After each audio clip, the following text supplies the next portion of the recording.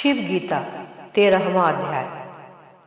सूत जी बोले, बुद्धिमानों में श्रेष्ठ रघुनाथ जी इस प्रकार श्रवण करके प्रसन्न होकर गिरिजापति से मुक्ति का लक्षण पूछने लगे। श्री रामचंद्र बोले, हे कृपा सागर भगवान, आप मेरे ऊपर प्रसन्न होकर मुक्ति का स्वरूप और लक्षण वर्णन कीजिए। श्री भगवान बोले, हे राम, सालोक्य, सारूप्य, साष्टर्य, सायुज्य और कैवल्य मुक्ति के ये 5 भेद हैं। जो कामना रहित अज्ञान से हीन होकर मूर्ति में मेरा पूजन करते हैं, वह मेरे लोक को प्राप्त होकर सालोक्य मुक्ति को प्राप्त होते हैं और अनेक प्रकार के इच्छित भोग भोगते हैं। और जो मेरा स्वरूप निष्काम बुद्धि से मेरा भजन करता है, वह भी मेरे स्वरूप को प्राप्त होकर अनेक प्रकार के अभिलषित भोगों को भोगता है। इसे सारूप्य मुक्ति कहते हैं। जो मेरी प्रीति के निमित्त इष्ट पूर्तादि कर्मों को करता है, वह भी उसी फल को प्राप्त होता है, इसमें संशय नहीं है। यदि कर्ता जो भोजन करता है और जो अग्नि में हवन करता है, जो देखता है और जो कुछ तपस्या आदि करता है, वह सब मेरे ही अर्पण करता है, वह मेरे लोक की सब लक्ष्मी, जगत के कर्तापन आदि के अतिरिक्त सब दिव्य संपत्ति भोगता है। इसे साष्टर्य मुक्ति कहते हैं। जो शांति आदि साधन से युक्त होकर श्रवण मनन निधि ध्यासन पूर्वक मुझे ही आत्मा रूप जानता है, वह अद्वैत स्वप्रकाश ब्रह्म के तद्रूप को प्राप्त होता है, जो जीव का यथार्थ स्वरूप है। इस स्वरूप में अवस्थान करने का नाम सायुज्य मुक्ति है। सत्य, ज्ञान, अनंत, आनंद इत्यादि लक्षण युक्त और सर्वधर्म रहित तथा मन और वाणी से अगोचर स्वजातीय और विजातीय पदार्थों के उसमें न होने से इस ब्रह्म को अद्वैत कहते हैं, केवल वही है। हे राम, यह जो शुद्ध स्वरूप का वर्णन किया है, इसे आत्मरूप जानकर संपूर्ण स्थावर जंगम जगत को मेरे ही रूप में देखता है। जिस प्रकार आकाश में गंधर्व नगर नहीं है और उसकी मिथ्या प्रतीति होती है, इसी प्रकार यह अनादि और विद्या से उत्पन्न हुआ जगत मुझ में कल्पना किया जाता है। जिस समय मेरे स्वरूप के ज्ञान से और विद्या नष्ट हो जाती है, तब मन वाणी से परे एक मैं ही विद्यमान रहता है। मैं नित्य परमानंद स्वप्रकाश और चिदात्मा हूँ। काल, दिशा, विदिशा, पंचभूत इस स्वरूप में कुछ नहीं है।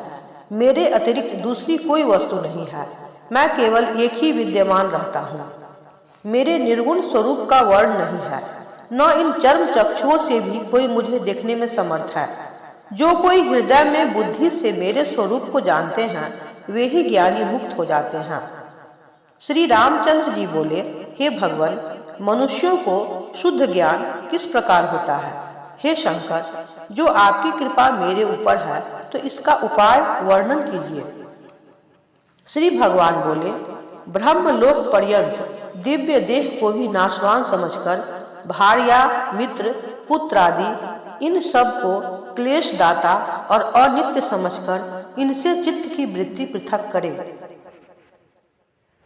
जो श्रद्धा पूर्वक ज्ञान प्राप्त होने के निमित्त मोक्ष शास्त्र वेदांत में निष्ठाशील होकर उसी के जानने का उपाय करता हुआ ब्रह्मवेत्ता गुरु के निकट जाए, उस गुरु के आगे अपने हाथ में लाया हुआ पदार्थ रखकर दंडवत नमस्कार करे, फिर उठकर हाथ जोड़कर इच्छित अर्थ का निवेदन करे।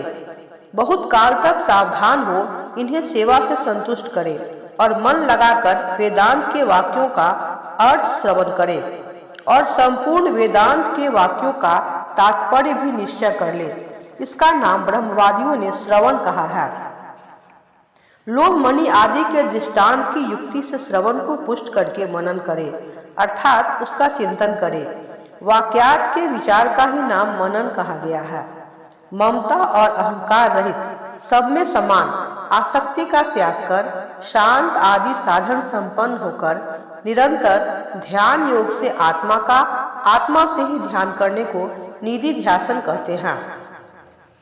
संपूर्ण कर्म के क्षय हो जाने से जो आत्मा का साक्षात्कार है, किसी को शीघ्र और किसी को चिरकाल में होता है। जो कुछ जीव के किए हुए और करोड़ों जन्म को संग्रह किए हुए कर्म हैं, वह ज्ञान से ही नष्ट होते हैं। कर्म चाहे 10 सहस्त्र करोड़ हो, तब भी नष्ट नहीं होते। ज्ञान होने पर जो कुछ व पाप थोड़ा या बहुत किया जाता है, उससे यह प्राणी लिप्त नहीं होता। और जो इस प्राणी के शरीर निर्माण का हेतु प्रारब्ध का कर्म है, वह भोगने से ही नष्ट होगा, ज्ञान से नहीं। जिसको मोह अहंकार नहीं है, जो संपूर्ण आसक्ति से रहित है, जो संपूर्ण प्राणियों में आत्मा को और सब प्राणियों को आत्मा में देखता है, इस प्रकार ज्ञान युक्त विचरता हुआ प्राणी जीवन मुक्त कहलाता है। सांप की केचुली सर्प सहित जिस प्रकार देखने वाले को भय देती है और सर्प के शरीर से छूटने पर कुछ भी भय नहीं देती, इसी प्रकार माया युक्त आत्मा के होने से अनेक प्रकार के संसार भय प्रतीत होते हैं। वही जीवन मुक्त होने से फिर कहीं किसी प्रकार से भयभीत नहीं होता। जिस समय इस प्राणी के हृदय की संपूर्ण वासना नष्ट हो जाती है और वैराग्य प्राप्त हो जाता है, तभी वह प्राणी अमृत हो जाता है। यही वेदांत की मुख्य शिक्षा है। मोक्ष कोई लोक नहीं है। मुक्त किसी ग्रामांतर का निवासी नहीं होता। केवल हृदय की अज्ञान ग्रंथि के नष्ट हो जाने को ही मोक्ष कहते हैं। जिसका वृक्ष की शाखा के अग्रभाग से चरण आगे बढ़ता है, वह उसी समय नीचे गिरता है। इसी प्रकार ज्ञानी पुरुषों को ज्ञान होते ही मुक्ति की प्राप्ति हो जाती है। वह निश्चय मानो जीवन मुक्त पुरुष तीर्थ में या चांडाल के घर में देह त्याग करे अथवा ब्रह्म का चिंतन करता हुआ देह का त्याग न करे कि वह अचेतन होकर मृत हो जाए, वह ज्ञान के बल से मुक्त ही हो जाता है। जीवन मुक्त किसी प्रकार के वस्त्र धारण करे व नग्न रहे, भक्ष अथवा अभक्ष कुछ भी खाए, चाहे जहाँ शयन करे, वह प्रारब्ध कर्म के क्षय हो जाने से मुक्त हो जाता है। जिस प्रकार दूध में से निकाला हुआ घृत यदि फिर दूध में डालो तो वह घृत फिर उसमें नहीं मिलता, इसी प्रकार ज्ञानवान संसार से विरक्त होकर फिर जगत में आसक्त नहीं होता। हे रामचंद्र, जो इस अध्याय को नित्य पढ़ते और सुनते हैं, वह अनायास देह बंधन से छूट जाते हैं। हे राम, तुम्हारा अंतःकरण जो संशय के वश हो रहा है, इस कारण तुम नित्य इस अध्याय का पाठ करो। इससे अनायास तुम्हारी मुक्ति हो जाएगी। 13वां अध्याय समाप्त।